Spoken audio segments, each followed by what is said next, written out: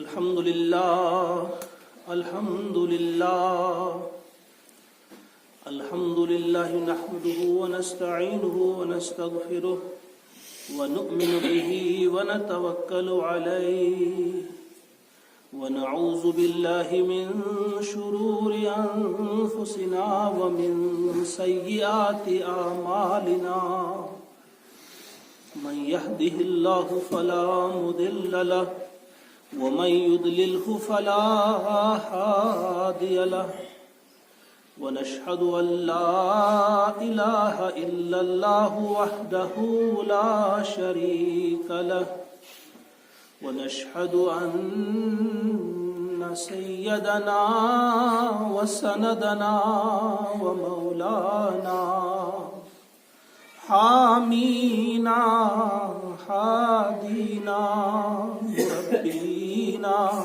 مرشدنا حبيبنا وطبيب قلوبنا محمدا عبده ورسوله صلى الله عليه وعلى آله وأصحابه وأزواجه وذريته وإخوته وعشيرته وأولياء أمته وعلماء سنته إلى يوم الدين أما بعد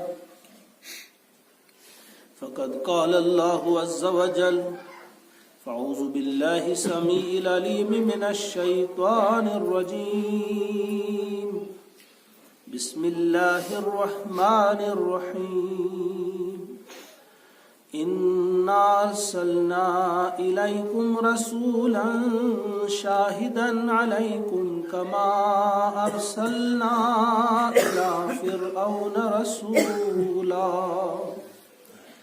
فعصى فرعون الرسول فأخذناه أخذا وبيلا فكيف تتقون إن كفرتم يوما يجعل الولدان شيبا السماء منفطر به كان وعده مفعولا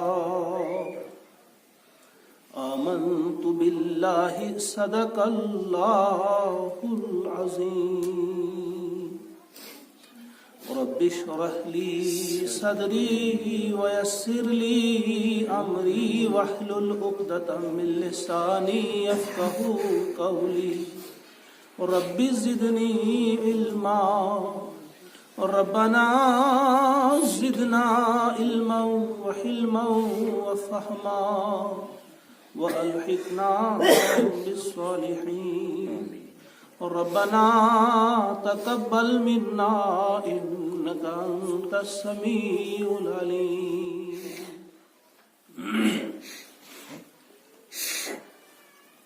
پیروی غیروں کی اور مدحت رسول اللہ کی صلی اللہ علیہ وسلم پیروی غیروں کی اور مدحت رسول اللہ کی کیا منافق ہو گئی امت رسول اللہ کی صلی اللہ علیہ وسلم۔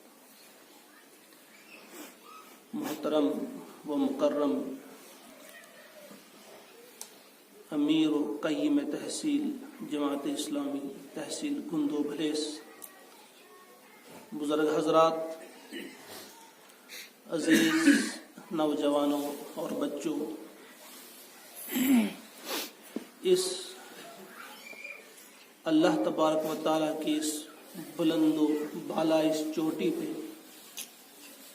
آج آپ سب اپنے پیارے نبی صلی اللہ علیہ وسلم کی سیرت کو سننے کے لیے جمع ہوئے ہیں۔ یقیناً یہ دھرتی آپ پر ناز کر رہی ہوگی، فرشتے آپ پر ناز کر رہے ہوں گے، حتیٰ کہ اللہ تبارک و تعالیٰ کی ذات بھی آپ پر ناز کر رہی ہوگی۔ ایک موقع تھا کہ پیارے نبی صلی اللہ علیہ وسلم تشریف لے آتے ہیں مسجد نبوی کے صحن میں، وہاں کچھ صحابہ بیٹھے ہوئے تھے تو ان سے پوچھتے ہیں نبی برحق صلی اللہ علیہ وسلم، ما اجلسکم، کس چیز نے تمہیں یہاں بٹھایا ہے، یعنی تم بیٹھ کر کیا کر رہے ہو؟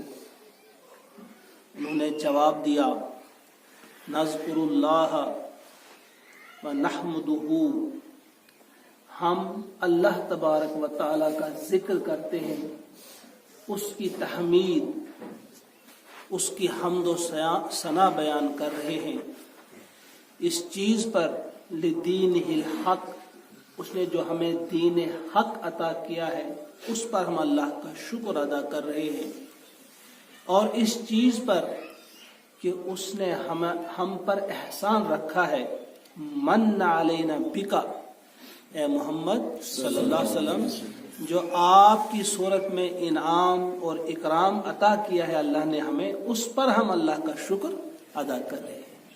تو پیارے نبی نے فرمایا، کیا سچ مچ آپ ایسا کر رہے ہیں، اسی لیے یہاں بیٹھے؟ کہا ہاں بالکل ہے اللہ کے رسول، اسی لیے ہم یہاں بیٹھے۔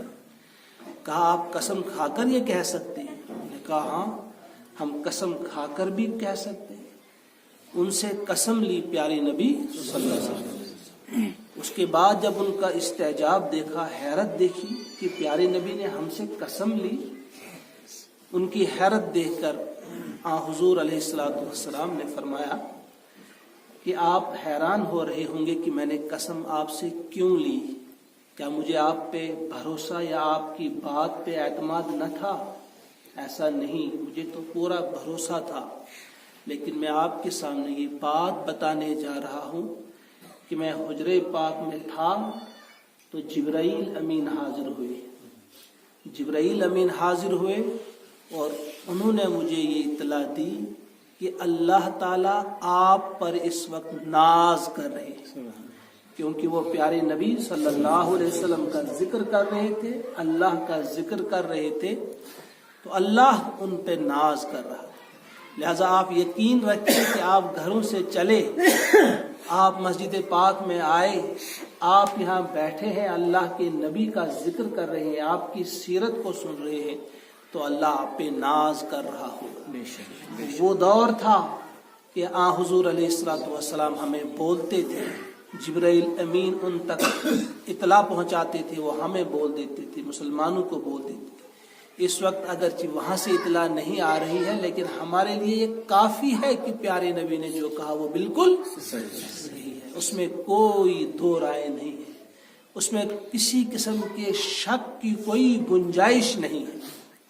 لہذا ہمیں اس بات پہ خوش ہونا چاہیے، ہمیں اس بات پہ مسرور ہونا چاہیے، اور اس قسم کی مجالس کا انعقاد ضرور کیا جانا چاہیے، اس قسم کی محفلوں کا انعقاد ضرور کیا جانا چاہیے، کیونکہ پیارے نبی علیہ السلام کی سیرت کو سمجھنا یہ ایک اعتبار سے فرض ہے۔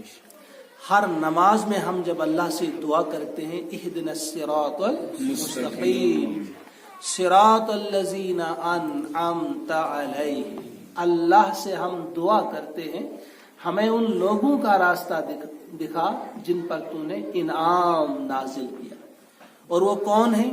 سورہ انعام میں، سورۃ النساء میں کہا گیا وہ انبیاء ہیں، صدیقین ہیں، شہداء ہیں، صالحین۔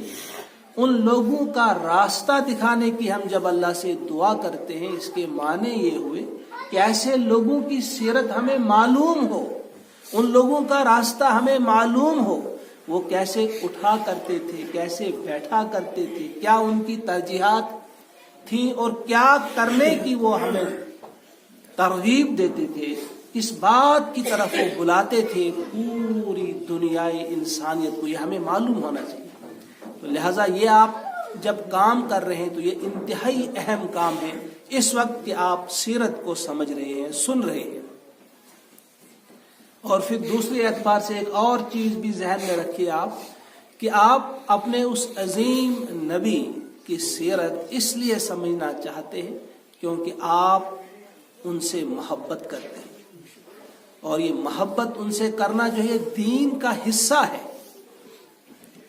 یہ ذہن میں رکھیے کہ جب تک نہ ہمارے دلوں میں محبت ہو رسول کی صلی اللہ علیہ وسلم، اور ایسی محبت کی جیسی کسی اور سے نہ ہو اللہ کے بعد، تب تک ہمارا ایمان مکمل نہیں ہوتا۔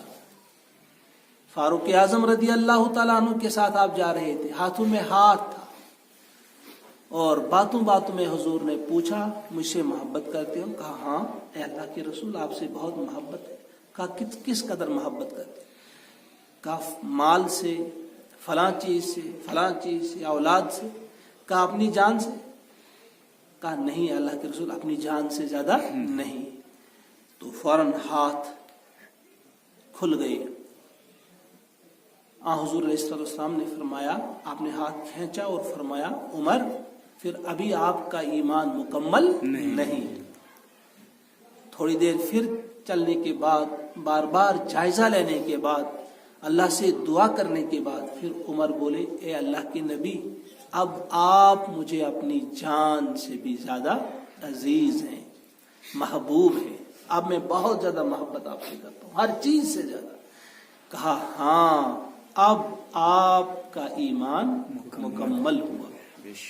ہمیں دیکھنا چاہیے، میں بڑے ادب کے ساتھ کہوں گا اپنے بزرگوں سے، ہم بھی اپنا جائزہ لیں، کیا ہمیں اپنے گھروں سے زیادہ محبت ہے حضور سے؟ اپنے بچوں سے زیادہ محبت ہے حضور سے؟ مال اور دولت سے زیادہ محبت ہے حضور سے؟ اور پھر اپنی جان کی بات، کیا اپنی جانوں سے بھی ہم زیادہ محبت کرتے ہیں پیارے نبی سے صلی اللہ علیہ وسلم؟ اگر کرتے ہیں تو ہمیں اللہ کا شکر ادا کرنا چاہیے۔ اگر نہیں، مال ہمیں زیادہ عزیز ہے، دولت ہمیں زیادہ عزیز ہے، ہمارے گھر ہمیں زیادہ عزیز ہیں، تو پھر سورہ توبہ کی اس آیت کو بار بار پڑھنا چاہیے، دیکھنا چاہیے۔ قل ان کان آباؤکم و ابناؤکم والی آیت کو بار بار پڑھنا چاہیے، اس پر دھیان دینا چاہیے، اس پر غور و فکر کرنا چاہیے کہ کیا ہماری پھر حالت ہے، ہم کہاں ہیں پھر۔ وجہ یہی ہے کہ اس وقت ہر شخص جو ہے اپنے گھروں کی تعمیر میں مصروف ہے، بچوں کی تعمیر میں مصروف ہے، دنیا بنانے کے سلسلے میں مصروف ہے، لیکن دین کے لیے کوئی اپنے آپ کو پیش کرنے کے لیے تیار نہیں ہے، سمجھنے کے لیے بھی تیار نہیں، صحیح راستے کو دیکھنے کے لیے بھی تیار نہیں۔ اگر ایسا ہوگا تو ہمیں جان لینا چاہیے۔ یہ سورۃ المزمل کی کچھ آیات جو میں نے آپ کے سامنے تلاوت کی ہیں، اللہ تبارک و تعالی فرماتے ہیں انا ارسلنا الیکم رسولا، میں نے آپ کی طرف ایک رسول بھیجا ہے، شاہدن علیکم، گواہ بنا کر تم پر، یہ تم پر گواہ ہے، شاہدن علیکم کما ارسلنا الی فرعون رسولا، جس طرح سے میں نے فرعون کی طرف ایک رسول بھیجا تھا۔ فَعَصَىٰ فِرْعَوْنُ الرَّسُولَ، فرعون نے نافرمانی کی اس رسول کی، یعنی موسیٰ علیہ السلام کی۔ فَأَخَذْنَاهُ أَخْذًا وَبِيلًا، پھر ہم نے اس کو پکڑا، مگر کیسے پکڑا؟ أَخْذًا وَبِيلًا، وبال والی پکڑ، مضبوط پکڑ کے ساتھ ہم نے اس کو پکڑا، أَخْذًا وَبِيلًا۔ فَكَيْفَ تَتَّقُونَ إِن كَفَرْتُمْ، پھر تم کیسے بچ پاؤ گے اس دن اگر تم نے انکار کیا۔ کس دن؟ یوم یجعل الولدان شیبا السماء منفطر بہ، اس دن جو بچوں کو بوڑھا کرنے والا ہوگا اور آسمان پھٹا پڑ رہا ہوگا۔ کہا نا وعدہ مفعولا، اور اللہ کا وعدہ پورا ہونے والا ہے، اسے کوئی روکنے والا نہیں، اس کے ارادے کو کوئی تبدیل کرنے والا نہیں۔ کیسے اس روز اپنے آپ کو بچا پاؤ گے اگر تم نے فرعون کی طرح انکار کیا؟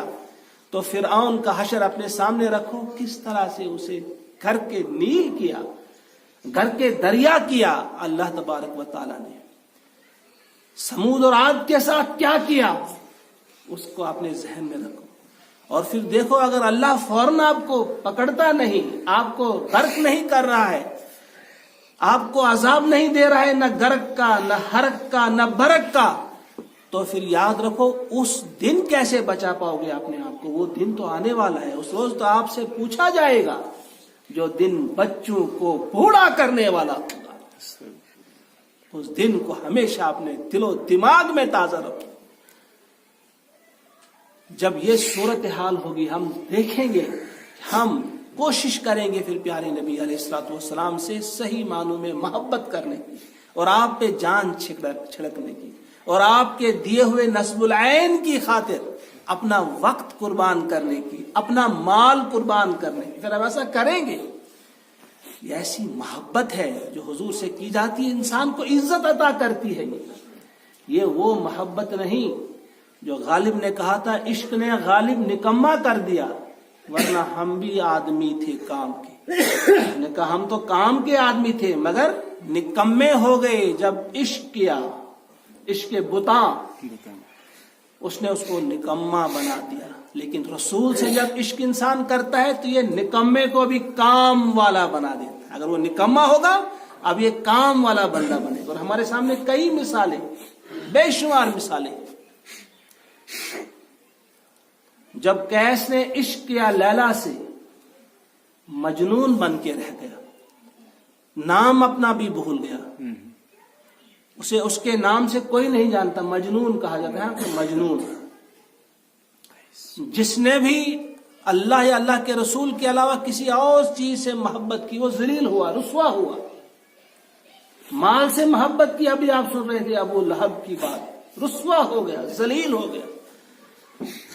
اولاد سے محبت کی، کسی بھی چیز سے محبت کی زیادہ اللہ اور اللہ کے رسول کے مقابلے میں، تو وہ ذلیل و رسوا ہو گیا، مرا.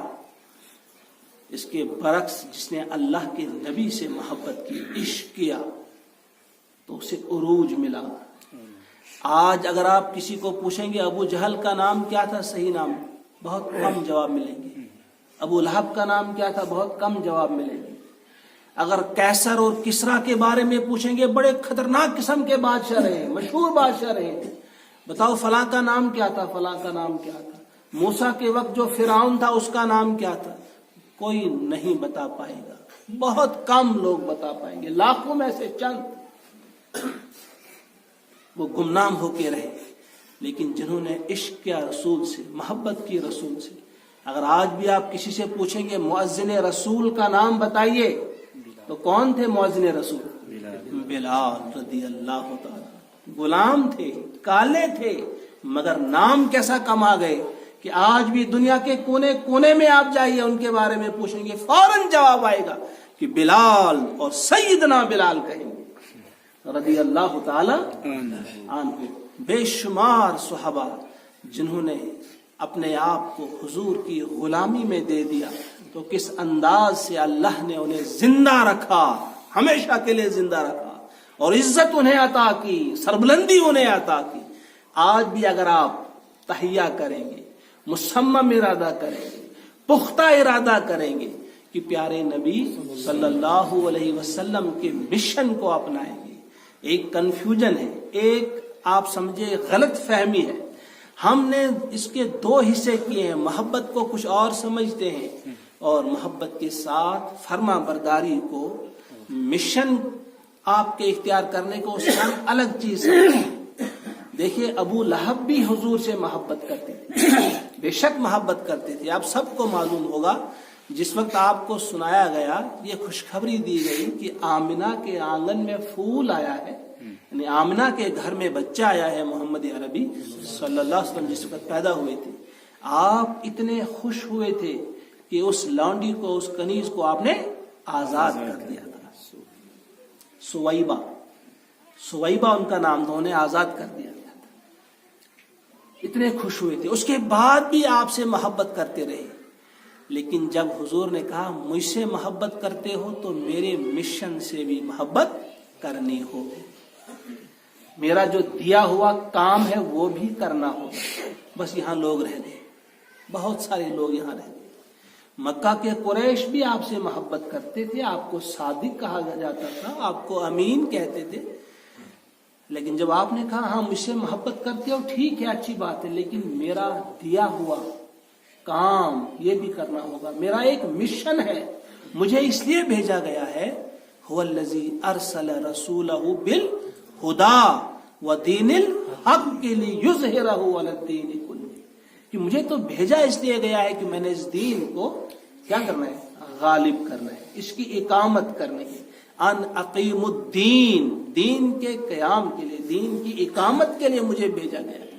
इस काम में मेरी मदद करनी होगी, इस काम को आगे बढ़ाना होगा। तो लोग रुक गए। आज भी आप देखेंगे हुजूर के कुछ कामों को हम अपनाने के लिए तैयार होते हैं, लेकिन जब इकामत दीन की बात आती है, दीन को कायम करने की बात आती है, वहां हम रुक जाते हैं। तो हमें जायजा लेना चाहिए कि क्या हमें प्यारे नबी के दिए हुए काम से ज्यादा अपने काम महबूब है, अपने काम पसंद है, अपने कामों से ज्यादा मोहब्बत है। बार बार जायजा लीजिए और फिर फैसला कीजिए कि आप कहां जा रहे हैं। फैसला कीजिए खुद ही। आप बेहतरीन, आपके अंदर बेहतरीन मुफ्ती बैठा हुआ है, बेहतरीन मुफ्ती बैठा हुआ है। मैं कौन होता हूं आपको बताने वाला। कई मर्तबा जब हुजूर से पूछा गया कोई भी सवाल, तो आपने एक मौके पे कहा इस्तफ्ती कल्बक, अपने दिल से फतवा पूछो, अपने दिल से पूछो। अंदर जो जमीर रखा है अल्लाह ताला ने, एक ऐसी मशीन रखी है, एक ऐसा आला रखा है कि वो फौरन 1 सेकंड के भी 1000वें हिस्से में आपको बोल देता है कि आप गलत हैं या सही। इस तरह गाड़ी के जो डैशबोर्ड होता है आगे, वहां जो लगा हुआ होता है मीटर, जो आपको स्पीड दिखाता है गाड़ी की, पानी के बारे में इत्तला देता है, पेट्रोल के बारे में इत्तला देता है। इसी तरह समझिए ये भी एक इंडिकेटर है जो अल्लाह ने आपके अंदर रखा है। आप जिस मरहले पे भी आपको 2 रास्ते नजर आएंगे, आप इससे पूछे मैंने कौन सा इख्तियार करना है, ये अंदर वाला आपको बिल्कुल सही गाइड करेगा, ये कभी गलत नहीं करेगा। लिहाजा अपने जमीर से पूछने की हमें आदत होनी चाहिए। कुरान और हदीस की रोशनी में कौन सी ऐसी बात है जो अल्लाह ने वाज़ेह नहीं की है, प्यारे नबी ने वाज़ेह नहीं की है, लेकिन उसके बावजूद हम जमीर के खिलाफ फैसला करते हैं, अपने जमीर को दबाते हैं, हम उसकी बात नहीं मानते। तो हम देखें कि प्यारे नबी अलैहिस्सलातु वस्सलाम की पाक सीरत, खूबसूरत जिंदगी, जो आपके सुपुर्द अल्लाह ने काम किया था, वो काम आपने बहुस्न खूबी अंजाम दिया, अच्छे ढंग से वो काम अंजाम दिया। और उसके लिए कभी कभी आपको कितने कड़वे घूंट भी पीने पड़े, लेकिन उन्हें उसकी आपने कोई परवाह नहीं की, क्योंकि अल्लाह का दिया हुआ काम था और इसमें बंदों की, अल्लाह के बंदों की भलाई थी, बेहतरी थी। इसी वजह से आपने अपने बदतरीन दुश्मनों को भी माफ कर दिया, बदतरीन दुश्मनों को माफ कर दिया। आपकी नजर, निगाह हमेशा नस्बुल ऐन पे रहती थी, उससे कभी नहीं हटती थी, इसलिए आप बड़े बड़े माफ करने वाले थे।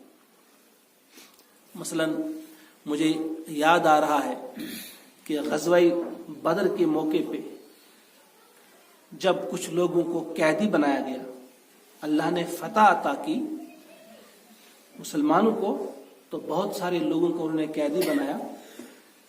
अब मशवरा हो रहा था इनके साथ क्या सलूक किया जाए। कुछ लोगों ने तजवीज दी कि इनको कत्ल किया जाए, कुछ लोगों ने कहा कि नहीं, इनसे फिदिया लिया जाए, क्योंकि इस वक्त मुसलमानों का हाल जो है बड़ी गुर्बत में है, इफलास में है, बेहतर है कि इनसे कुछ फिदिया लिया जाए ताकि उनका गुजारा चले और इनको छोड़ दिया जाए।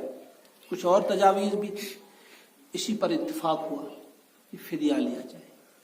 अब फिदिया आप ले रहे हैं, कैदियों को छोड़ रहे हैं। इसी अवस्था में देखते हैं कि एक हार आपके पास आता है।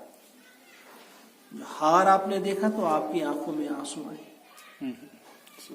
प्यारे नबी सल्लल्लाहु अलैहि वसल्लम के दामाद थे अबुल आस बिन रबी, अभी इस्लाम कबूल नहीं किया था, थे बड़े शरीफ नफ्स, बहुत अच्छे आदमी थे वो।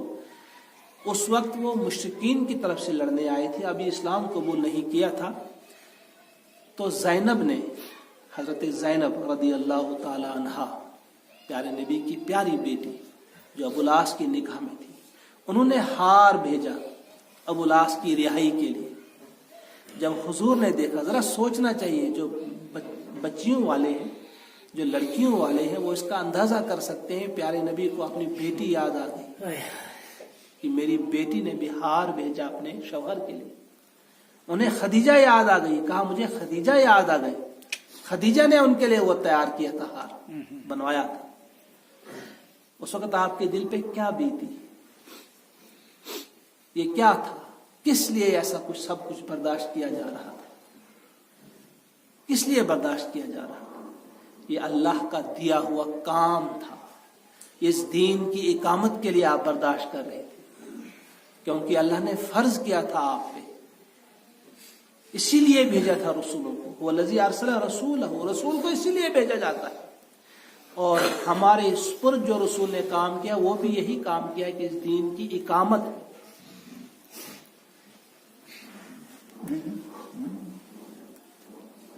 جب آپ نے صحابہ سے فرمایا کہ اگر آپ مناسب سمجھیں تو یہ ہار میں چاہتا تھا کہ زینب کو واپس کیا جائے، اور اس کے برعکس ابو العاص سے کہا جائے کہ فوراً مکہ پہنچ کر میری بیٹی کو مدینہ کی طرف روانہ کرے۔ تو سب نے کہا اے اللہ کے رسول، ہمارے ماں باپ آپ پہ قربان، بالکل ایسا کیجیے۔ ابو العاص چلے جاتے ہیں اور فوراً مکہ پہنچ کر حضرت زینب رضی اللہ تعالی عنہ کو مدینہ کی طرف روانہ کرتے ہیں اپنے بھائی کنانہ کے ساتھ۔ کہا ان کو لے جاؤ اپنے ساتھ۔ جب وہ ان کو لے کر چلتے ہیں تو کچھ اوباش، کچھ گنڈے جنہیں پتہ چلا، انہوں نے راستہ روکا۔ انہوں نے کہا ہم رسول کی، نبی کی بیٹی کو یہاں سے جانے نہیں دیں گے۔ انہیں راستہ روکا، اونٹ کی کوچے کاٹ ڈالی جن پر وہ سوار تھی، اس کے بعد تیر چلایا اور زینب اونٹ سے گر پڑی، زخمی ہو گئی آپ، اور آپ اس وقت امید سے تھی، آپ کا حمل ضائع ہو گیا۔ اندازہ کیجیے، آپ کا حمل ضائع ہو گیا، آپ امید سے تھی، بچہ آپ کے پیٹ میں تھا، وہ ضائع ہو گیا۔ جب یہ خبر سنی ہوگی پیارے نبی نے، کیا بیتی ہوگی آپ کے دل پہ؟ کیا اس انداز سے بھی کبھی آپ سوچتے ہیں؟ پیارے نبی کے امتی ہونے کی حیثیت سے، محبت رسول کا دعویٰ کرنے کی حیثیت سے، کیا کبھی آپ نے اس بات پہ غور کیا آپ کے دل پہ کیا بیتی؟ اور یہ جو لوگ، یہ جو جوان آئے تھے جنہوں نے گہرا کیا تھا، آپ کا راستہ روکا تھا، ان میں ایک حبار بن اسد تھا۔ جب مکہ فتح ہوا تو فتح مکہ کے موقع پہ آپ سب جانتے ہیں بڑے بڑے خطرناک دشمنوں کو بھی معاف کیا پیارے نبی نے۔ اور یہ حبار بن اسد بھی جب سامنے آئے اور کہا پہچانا مجھے، میں حبار ہوں۔ پیارے نبی کو معلوم تھا کہ یہی تھا بنیادی شخص وہ جس نے میری بیٹی کے ساتھ ایسا سلوک کیا۔ انہوں نے کہا کیا مجھے بھی معاف ہے اللہ کے رسول، کیا مجھے بھی آپ معاف کر رہے ہیں؟ کہا جاؤ، تم کو بھی معاف کیا جاتا ہے۔ اللہ کا واسطہ دے کر میں کہتا ہوں آپ سے، ذرا اندازہ کیجئے، غور کیجئے کہ پیارے نبی کی بیٹی کے ساتھ ایسا بے رحمانہ سلوک کہ آپ کو زخمی کیا گیا، اور آپ کا وہ بچہ، وہ حمل جو ہے وہ ضائع ہو گیا، اور اس کے بعد پیارے نبی حبار کو معاف کر دیتے۔ بہت بڑا مقصد جب سامنے ہو، بہت بڑا کام جب سامنے ہو، تو پھر بڑے بڑے فیصلے کرنے پڑتے ہیں، اور پھر زہر کے گھونٹ بھی پینے پڑتے ہیں۔ آپ نے معاف کیا، اس شخص کو بھی معاف۔ اور پھر صحابہ، وہ بھی پھر آپ پر کس طرح سے جان نچھاور کرتے تھے۔ بحرین سے ایک شخص آتا ہے، صحابی تھے، پیارے نبی کے پاس جب آتے ہیں صلی اللہ علیہ وسلم، ان کی انگلی میں انگوٹھی لگی ہوئی تھی۔ پیارے نبی نے جب وہ دیکھی، وہ سونے کی انگوٹھی تھی، تو آپ نے نظر پھیر لی۔ آپ سے پوچھا گیا کیا بات، آپ ناراض کیوں ہیں؟ انہوں نے کہا سونا جو ہے مردوں کے لیے جائز نہیں ہے۔ اس شخص نے فوراً انگوٹھی تھی وہ پھینک دی۔ اس کے بعد جب وہ نشست ختم ہوئی، برخاست ہوئی، اس کے بعد صحابہ ان سے کہنے لگے، ان صحابی سے جن کی وہ انگوٹھی تھی، کہ دیکھو آپ کے لیے جائز نہیں، آپ نے پھینک دی، لیکن آپ کی بیوی کے لیے جائز ہے، گھر میں جو عورتیں ہیں، بچیاں ہیں، ان کے لیے جائز ہے، آپ لے جاؤ، وہ تو پہنیں گی انہیں۔ انہوں نے کہا کہ اللہ کی قسم میں کبھی اس انگوٹھی کو نہیں اٹھاؤں گا جسے حضور نے پھینک دیا ہو۔ سوچتے ہیں آپ کی کتنا بڑا نقصان وہ برداشت کرتے تھے، اور خوشی خوشی، جبر کے ساتھ نہیں، ظلم کے ساتھ نہیں، ظلم سمجھ کر نہیں، بلکہ خوشی خوشی وہ چیزیں برداشت کرتے تھے۔ ذرا درود بھیجیے ایک بار، اللہم صلی وسلم علی سیدنا و مولانا محمد وعلی آل سیدنا و مولانا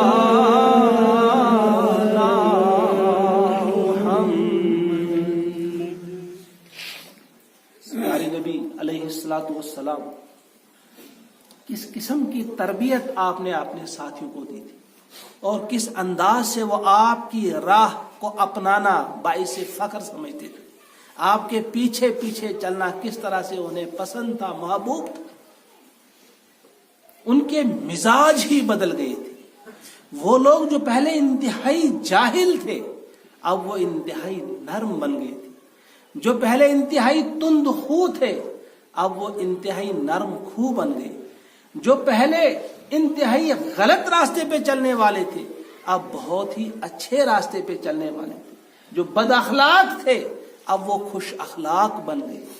جو ایمان سے بہت دور تھے، اور اب وہ ایماندار تھے، دیانتدار تھے، با حیا تھے، با غیرت تھے۔ بہت ساری مثالیں ایسی ہیں، بلکہ میں کہوں کہ پیارے نبی صلی اللہ علیہ وسلم ایک بار آپ کے دل نے کہا کہ میں خانہ کعبہ کے اندر جا کر آج عبادت کرنا چاہتا ہوں۔ بہت سارے لوگ جا رہے تھے، باقی لوگ جا رہے تھے۔ جب پیارے نبی آگے پہنچے تو عثمان بن طلحہ جو تھا، ذمہ دار تھا، اس نے آگے ہاتھ بڑھایا ایسے اور روکا پیارے نبی کو، کہا سب لوگ جا سکتے ہیں مگر آپ نہیں جا سکتے، سب لوگ جا سکتے ہیں مگر آپ نہیں جا سکتے۔ پیارے نبی نے کہا عثمان سنو، ایک دن ہوگا یہ اس خانہ کعبہ کی چابیاں میرے ہاتھ میں ہوں۔ عثمان نے کہا وہ تو بڑی بدبختی کا دن ہوگا۔ پیارے نبی نے فرمایا نہیں، وہ خوش بختی کا دن ہوگا، وہ سعادت کا دن ہوگا۔ آپ کو آگے نہیں بڑھنے دیا گیا۔ پیارے نبی کے دل پہ کیا بیتی ہو، واپس آ گئے۔ پھر جب مکہ فتح ہوتا ہے، اندر سے 360 بت ان کو نکالا جاتا ہے، صفائی کی جاتی ہے، صاف کیا جاتا ہے۔ اس کے بعد جب اندر سے باہر آتے ہیں پیارے نبی صلی اللہ علیہ وسلم، آپ کے ہاتھوں میں چابیاں ہیں، وہ کنجوں کا گچھا آپ کے ہاتھ میں۔ حضرت علی جو ان سے بے پناہ محبت تھی حضور کو، وہ آتے ہیں کہ یہ چابیاں ہمیں عنایت ہو۔ کچھ اور صحابہ کہتے ہیں یہ ہمیں عنایت ہو۔ آپ نے فرمایا وہ عثمان کو بلاؤ، عثمان بن طلحہ جس نے اس روز روکا تھا آپ کو، کہا اس کو بلاؤ، وہ کہاں ہے؟ وہ ابھی گھر میں تھے۔ وہ جب انہوں نے سنا کہ مجھے بلایا جا رہا ہے، وہ تھر تھر کانپنے لگے کہ او شاید آج ہماری باری آ گئی، اب قتل تو ہونا ہے، پتہ نہیں کیسے ہمیں قتل کیا جائے گا۔ کانپتے ہوئے جب آ گئے نزدیک، کہا عثمان آگے آ جاؤ، اور آگے آ جاؤ۔ جب قریب آ گئے، اس کے بعد آپ نے وہ چابیاں ان کے ہاتھوں میں تھما دی، کہا عثمان یہ لو، یہ چابیاں آپ کے ہاتھ، یہ آپ کے پاس رہیں گی، ہمیشہ کے لیے آپ کو عطا کی جا رہی ہے، کوئی ظالم ہی تم سے چھین سکتا ہے۔ اور تاریخ اس پر گواہ ہے آج بھی آپ دیکھیں انہی کے پاس، اسی خاندان کے پاس وہ چابیاں ابھی تک ہیں۔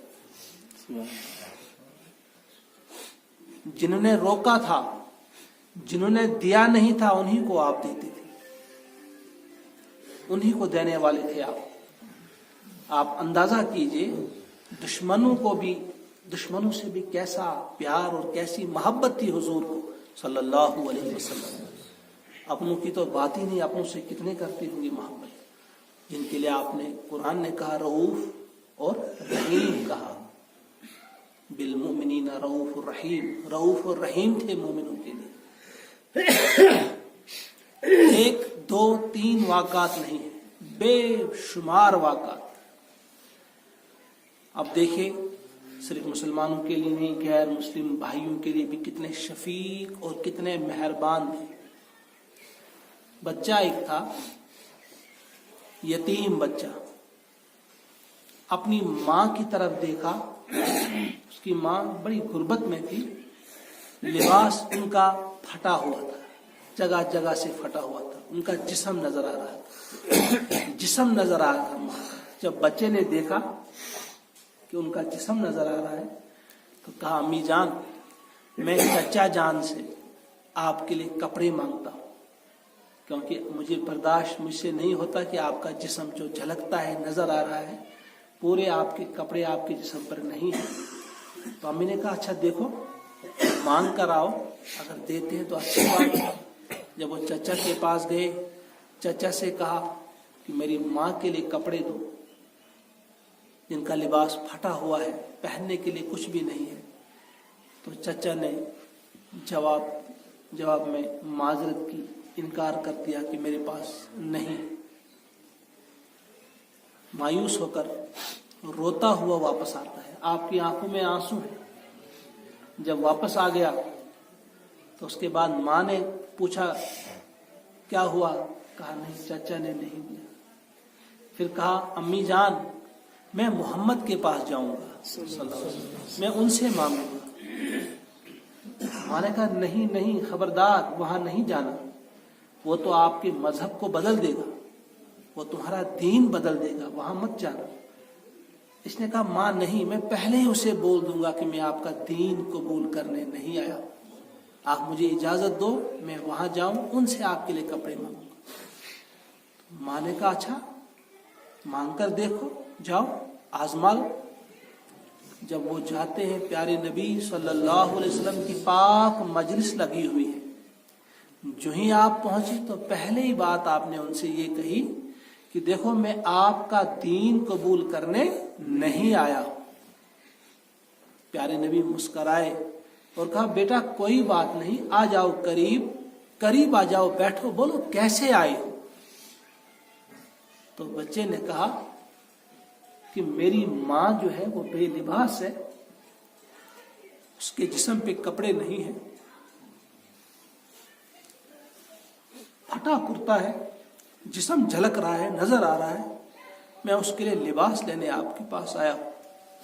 تو پیارے نبی صلی اللہ علیہ وسلم نے فوراً اپنے کانوں سے چادر اتاری، کہا بیٹا یہ لے جاؤ، فوراً جاؤ، پہلی ماں کا پردہ کرو، جاؤ پہلے اپنی ماں کے لباس کا بندوبست کرو۔ آپ نے یہ نہیں دیکھا کہ اس نے کلمہ پڑھا ہے نہیں پڑھا ہے، وہ مسلم ہے یا غیر مسلم ہے، وہ کیا ہے کیا نہیں ہے، کہا پہلے اپنی ماں کا پردہ کرو۔ پیارے نبی صلی اللہ علیہ وسلم کا دیا ہوا دین، آپ کا دیا ہوا نظام ایسا ہے کہ جس میں ہر ایک کے لیے بھلائی ہے، ہر ایک کے لیے اچھائی ہے۔ یہ صرف مسلمانوں کے لیے رحمت نہیں، بلکہ ہر شخص کے لیے، تمام انسانیت کے لیے، بلکہ چرند اور پرند کے لیے، پوری کائنات کے لیے رحمت بنا کر بھیجے گئے محمد عربی صلی اللہ علیہ وسلم۔ میں نے پچھلی بار بھی یہاں ایک بات کہی تھی، کلوتران کے اجتماع میں نے وہ بات کی تھی، چنگا میں جو ہوا تھا، میں نے وہاں بھی ایک بات کی تھی کہ آصفہ کا قتل ناحق، اس کے خون سے ہمارے یہ دامن بھی داغ دیا۔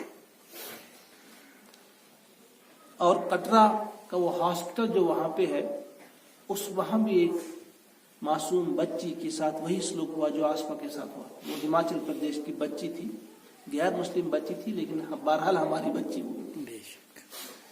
ان کے ساتھ وہاں سلوک ہوا. میں اکثر یہ کہا کرتا ہوں کہ ان کے خون سے ہمارے دامن جو ہے وہ داغدار ہے. آپ کہیں گے کیسے؟ ہم نے کون سی خطا کی، کیا غلطی کی کہ ہمیں بھی آپ گناہ گار قرار دے رہے ہیں؟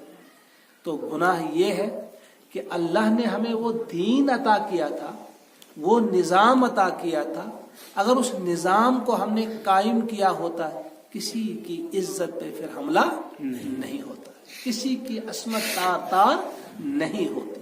تو اللہ ہم سے پوچھے گا کہ یہ رحمت والا دین، یہ رحمت والا نظام تم نے اسے قائم کیوں نہیں کیا؟ اس کی حکومت، اس کے قانون تم نے نافذ کیوں نہیں کیا؟ ہمارا جواب کیا ہوگا؟ ہمارا جواب ہوگا کہ ہم آپس میں لڑنے میں مصروف تھے، ایک دوسرے کے خلاف فتوے دے رہے تھے، ایک دوسرے کو کافر بول رہے تھے، ایک دوسرے کو گناہ گار، فاسق، منافق بول رہے تھے. ہمیں تو فرصت ہی نہیں تھی اس دین کو قائم کرنے. یہی جواب ہوگا، یہی جواب ہمارا ہوگا. ہاں شاید وہ لوگ بچ جائیں جنہوں نے کوشش کی ہوگی، اپنی جس حد تک انہیں طاقت تھی انہوں نے کوشش کی ہوگی، اخلاص کے ساتھ، محبت کے ساتھ جدوجہد کی ہوگی، شاید وہ چھوٹ جائے، شاید وہ چھوٹ جائے. جنہوں نے اس کی ضرورت ہی محسوس نہیں کی وہ تو گناہ گار ہیں، اللہ تو ان سے پوچھے گا. اور کچھ لوگ ہمارے کہیں گے کہ ہمارے پاس وہ طاقت ہی نہیں، وہ قوت ہی نہیں، ہم کیسے یہ ایسا کر سکتے ہیں؟ تو ان سے پوچھا جا سکتا ہے کیا آپ ابابیل سے بھی زیادہ کمزور ہو؟ جب اللہ تبارک و تعالیٰ ابابیلوں کے ذریعے اس ہاتھی والے لشکر کو شکست دے سکتا ہے، اصحاب الفیل کو شکست دے سکتا ہے، تو کیا آپ ابابیل سے بھی زیادہ کمزور ہیں؟ یہ تو کرنا ہے اللہ نے، ہم کون ہوتے ہیں کرنے والے؟ لیکن کوشش کیا کی ہم نے، اس کے لیے ہم کتنے سنجیدہ ہیں، اس فرض کو کہاں تک ہم نے جانا ہے، مانا ہے، پہچانا ہے کہ واقعی یہ کام فرض ہے. دیکھیں سادہ لفظوں میں آپ دیکھیں قرآن مقدس میں جہاں یہ کہا گیا ہے اقیم الصلاۃ، نماز قائم کرو، لکھا ہے نا نماز قائم کرو، اور ہم نماز قائم کرتے ہیں. اور پھر جو تکبیر پڑھنے والا ہوتا ہے، اقامت کہنے والا ہوتا ہے، وہ کہتا ہے قد قامت الصلاۃ، یہ نماز قائم ہو گئی. قائم کرنا یعنی کھڑا ہونا، نماز کھڑی ہو گئی. کتنے لوگ ہمارے اندر ایسے ہیں کہ جو یہ چاہتے ہیں کہ جس طرح سے اقیم الصلاۃ قرآن پاک میں لکھا ہے ایسے ہی لکھا ہے ان اقیم الدین، دین کو بھی قائم کرو. جس طرح نماز قائم کرنا فرض ہے اسی طرح یہ بھی ان اقیم الدین. کتنے لوگوں کے اندر یہ تڑپ ہے، یہ طلب ہے، یہ جستجو ہے، یہ آرزو ہے کہ ایک دن ہم بھی کہیں کہ دین قائم ہو گیا. جیسے ہم کہتے ہیں نماز قائم ہو گئی، قد قامت الصلاۃ، کب ہم کہیں قد قامت دین، کہ ہاں دین بھی قائم ہو گیا. اس کی تو خواہش ہونی چاہیے، طلب تو ہونی چاہیے، تڑپ تو ہونی چاہیے. اگر ہے تو الحمدللہ، اگر نہیں ہے تو ہمیں دیکھنا چاہیے.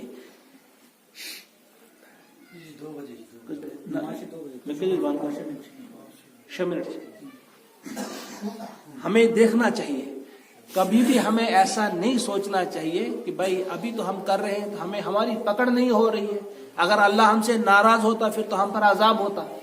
ہم یہی کہتے ہیں کبھی کبھی، لیکن اللہ بچائے، اللہ کے عذاب کی کئی صورتیں ہوتی، ایک صورت نہیں ہوتی. دیکھیے اللہ کے فرمان کو جب ہم توڑیں گے تو یقیناً عذاب کے مستحق ہو جائیں گے. اللہ ہم سب کو بچائے. اور وہ صورتیں مختلف ہو سکتی ہیں. جیسے مشہور ہے ایک امام صاحب کی بات مشہور ہے کہ ایک امام صاحب ہوا کرتے تھے. کیا ہوا کہ صبح تہجد پڑھنے کے بعد وہ سو گئے. اب فرض نماز پڑھانی تھی، دیر ہو گئی. اب وضو کرتے تو کیسے کرتے؟ اب بغیر وضو کے دوڑے مسجد کی طرف کہ چلو آج لوگ ہنگامہ کریں گے، پریشانی ہے. تو لوگوں کے ڈر کی وجہ سے اللہ کا ڈر دل سے چلا گیا، وہ چلے گئے تو ایسے نماز پڑھا دی، بغیر وضو کے نماز پڑھا دی. اب تھر تھر کانپ رہے ہیں کہ شاید آج عذاب آئے، شام کو آئے، صبح آئے، لیکن دن گزر گئے، کئی دن گزر گئے، ہفتے بھی گزر گئے، اس پر نے دیکھا کہ عذاب شذاب کچھ بھی نہیں آیا۔ اب اس کی عادت ہی بن گئی، بغیر وضو کے نماز پڑھا رہا تھا۔ ایک بار پھر ایسا ہوا کہ اسے غسل بھی واجب تھا، تو سرد بھی بہت زیادہ تھی، برف تھی، کیا ہو رہی تھی، ایک بار اس نے بغیر غسل کے نماز پڑھا لی، دیکھا کچھ بھی نہیں ہوا، تو عادی ہوا، پھر نہ وضو کا خیال نہ غسل کا خیال، پھر اس حد تک پہنچا کہ اس کے دل سے یہ یقین ہی اٹھ گیا کہ یہ اسلام بھی کوئی چیز ہے، اس نے اسلام کو چھوڑ دیا اور کسی اور مذہب کو اختیار کیا۔ جب وہ چلا گیا تو کچھ سنجیدہ لوگ تھے، اس کے پاس گئے، بھائی ہوا کیا تمہیں، اتنی دیر ہوئی آپ کو، اتنے عرصے سے ہم آپ کے پیچھے نماز ادا کرتے ہیں، تو آپ بالکل چلے گئے اسلام سے، اسلام کو چھوڑ کر، ہوا کیا؟ انہوں نے کہا بھائی مجھے اس پر اعتماد نہیں، میں صاف بتا دوں، بھائی کیا بات ہے؟ کہا میں نے کئی بار آپ کو بغیر وضو کے نماز پڑھائی، بغیر غسل کے نماز پڑھائی، اگر یہ سچا دین ہوتا تو اللہ مجھے عذاب میں مبتلا کرتا۔ کہا پہلے پہلے تو میں عذاب سے ڈرتا تھا، کانپتا تھا، لیکن پھر میں نے دیکھا کچھ بھی نہیں ہوتا، لہذا یہ ایسے ہی ہے سب کچھ، مجھے اس پر کوئی یقین نہیں۔ تو پھر ان لوگوں نے اس سے کہا کہ سنو بھائی، کہا کیا یہ کم عذاب ہے کہ اللہ تعالیٰ نے تم سے اب تو تمہیں ہمیشہ ہمیشہ کے لیے جہنم میں رہنا ہوگا، اس سے بڑا عذاب کیا ہوگا؟ آپ کس عذاب کا انتظار کر رہے ہو؟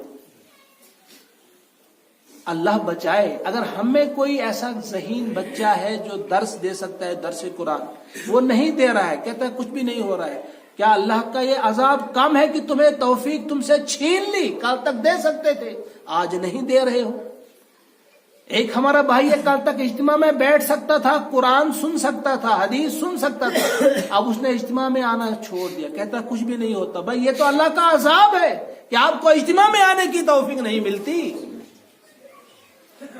کل تک آپ تلاوت کر رہے تھے، آج تلاوت نہیں کر رہے ہو، یہ اللہ کا عذاب ہے کہ اللہ کے قرآن کی تلاوت کی توفیق آپ سے چھین لی گئی۔ کل تک آپ مسجد آتے تھے، نماز ادا کرتے تھے، آج اگر نہیں آ رہے ہیں آپ، آج اگر آپ وقت پر نہیں آ رہے ہیں، تو یہ اللہ کا عذاب ہے کہ اس نے تمہیں دھکا دیا کہ دفع ہو جاؤ، تم میری مسجد کے قابل نہیں ہو۔ یہ فیصلے ایسے نہیں ہوتے، اللہ کے حکم کے بغیر تو پتا بھی نہیں ہلتا۔ تو لہٰذا یہ اللہ کے عذاب کی نشانی ہے اگر آپ کو اچھا کام کرنے کی توفیق نہیں ملتی۔ اور اللہ کا یہ فرض کیا ہوا کام جو ہم پہ فرض اللہ نے عطا کی، ہمیں فرض ہم پر کیا ہے کہ تم نے اس دین کو قائم کرنا ہے، نقیم الدین۔ اگر آپ اس کے لیے ایک نہیں ہوتے، اگر اس کے لیے آپ تیار نہیں ہوتے، تو یہ عذاب ہے کہ اتنا عظیم کام جو پیغمبروں کا کام ہے، جو پیغمبر کا مشن ہے، اگر اس کام سے آپ جی چراتے ہیں، فرصت نہیں ہے، بچے ہیں، مکان ہے، یہ ہے وہ، آپ کو فرصت نہیں ملتی، ہاں جی مجھے ملازمت ہے، اگر یہ چیزیں ہیں تو سمجھو یہ عذاب ہے اللہ کا کہ آپ سے یہ بہت بڑی سعادت اللہ نے چھین لی، یہ بہت بڑا انعام تھا اگر آپ ایسا کام کرتے، اگر آپ نہیں کر رہے تو آپ سے یہ سعادت چھینی جا رہی ہے، اس سے بڑا عذاب اور کیا ہو سکتا ہے؟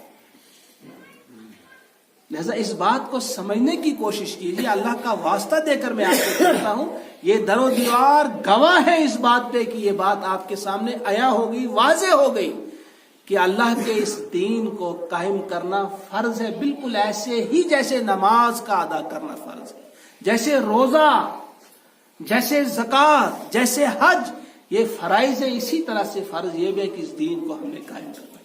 اگر ہم اس کے لیے تیار نہیں ہوتے تو گویا ہم انکار کرتے، اگر ہم نے انکار کیا تو پھر یاد رکھے کیف تتقون ان کفرتم یوما یجعل الولدان شیبا السماء منفطر به کان وعده مفعولا۔